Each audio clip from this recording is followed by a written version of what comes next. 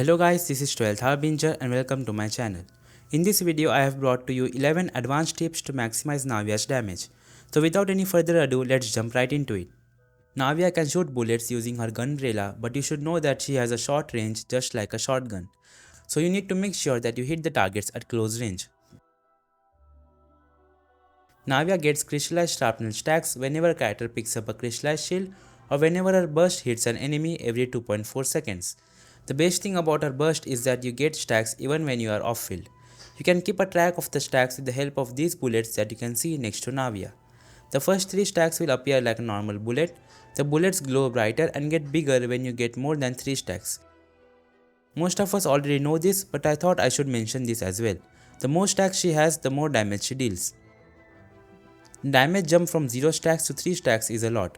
The last 3 stacks provide some more damage, but it is quite less when compared to the first 3 stacks. So you would mostly want to use a skill when she has at least 3 stacks to get the most damage output. Also, an important thing to know, the shots from her elemental skill are spread out, so partially hitting the enemy will deal less damage. You need to make sure that you hit the whole body of the enemy. It can be easily done by tapping the skill while being close to the enemy, or you can also hold the elemental skill and quickly position the skill to hit the whole body.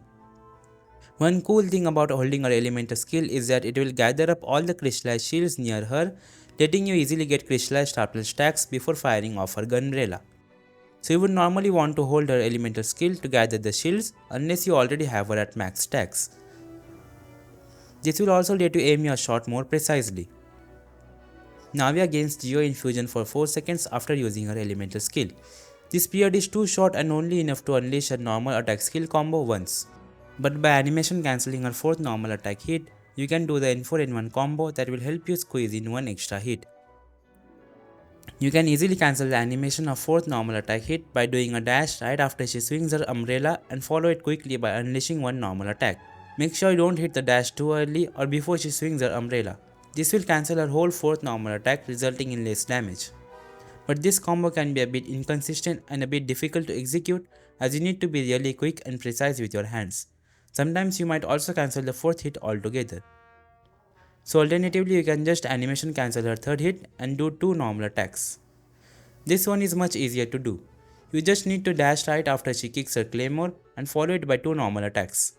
This has a bit less damage than the N4-N1 combo, but it is much easier to implement as the starting animation of a 3rd normal attack is a bit faster than her last hit, which gives you more time to easily get the extra hit. Try out both the combos and let me know which one do you prefer. Now here's a tip to significantly reduce Navia's energy cost, and it also lets you get the sharpnel stacks faster. Navia's elemental skill provides 3 to 4 geo particles, so using her skill and then her burst right after it lets you catch the energy particles. This is how I usually start my rotation. Skill, burst, user supports, and then switch back to Navia to unleash big damage. If I have Furina or Zhongli in the team, I start with the skills and then move on to Navia. Navia will get some stacks from her burst while you use your supports, and then you can gain the remaining stacks by holding a skill and collecting the crystallized shields created by her burst to further boost her damage. Then do her Geo infused normal attacks and release another shot and do one more cycle of her normal attack combo before unleashing her burst again. If you didn't know this, Navia's burst doesn't snapshot, unlike some characters like Xiangling or Ayato. This lets you buff your burst hits even when you use it before your buffers. Next tip is to use Navia with another Geo character. Now this is not necessary, but I find using another Geo character with her much more optimal and comfortable as it significantly reduces her energy requirements and also unlocks the Geo resonance, which increases her damage dealt by 15% and further gives 20% Geo resistance rate, which no other supports can provide except for Zhongli. Zhongli and Albedo are the best ones to use here. Albedo provides a lot of Geo particles and good off-field damage. Zhongli also provides energy particles, can use the tenacity set, give strong shields and also 20% resistance rate. Ningguang or Geo Traveler are the F2P options that you can use, but they are less optimal when compared to Zhongli or Albedo.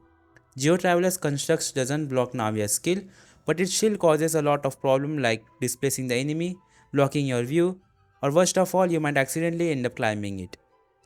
However, instead of running the less optimal Geo supports, you can use supports from other elements like Xiangling, Fischl, Yelan, Xingqiu, etc. depending on which character fits in your team and build more energy recharge on Navia. This includes Electrocharge team, Vaporized teams with Navia, and many more.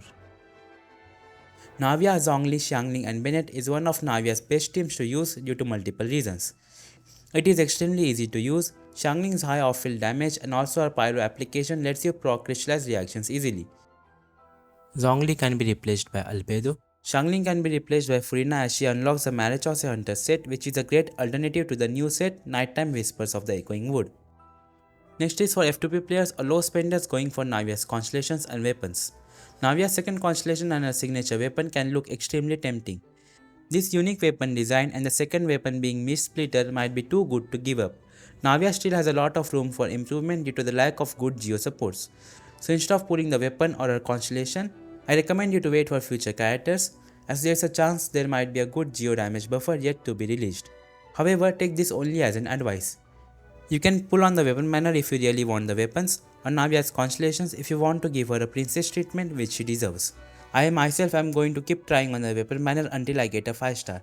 Sadly, Navia ate all my primo gems, like Paimon eats the macarons baked by Navia, and now I have none left for the weapon banner. Choosing the right F2P weapon for Navia is extremely crucial. Amongst the craftable ones, the Tidal Shadow might look extremely promising due to the huge amounts of attack it provides, but hold on, don't get it to R5 because the best F2P weapon for Navia will be available to us from the upcoming event. That is the Ultimate Overlord's Mega Magic Sword. It provides 48% attack without any condition, along with 30% energy recharge, which lets you get more offensive stats like crit and attack from your artifacts. The reason why I am saying this is the best weapon is because Tidal Shadow requires your character to be healed, which can be difficult if you use Navia with Zhongli. Also, Tidal Shadow provides a lot of attack both from its passive and secondary stat, which can lead to diminishing returns when using with other attack buffers. So the energy recharge from Overlord's Mega Magic Sword weapon lets you be more flexible and get more crit stats.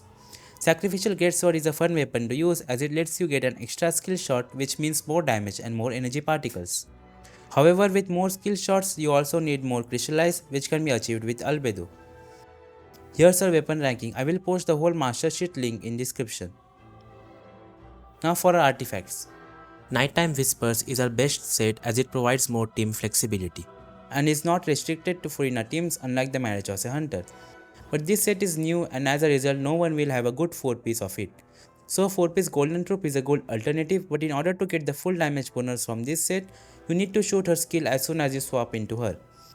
Or you can use 2-piece set effects of artifacts that either give geo damage bonus, elemental skill damage, or energy recharge for a more flexible playstyle. If you found this video helpful, like the video and share it with your friends. Subscribe for more Genshin Impact videos. And that's all for this video. Thanks for watching.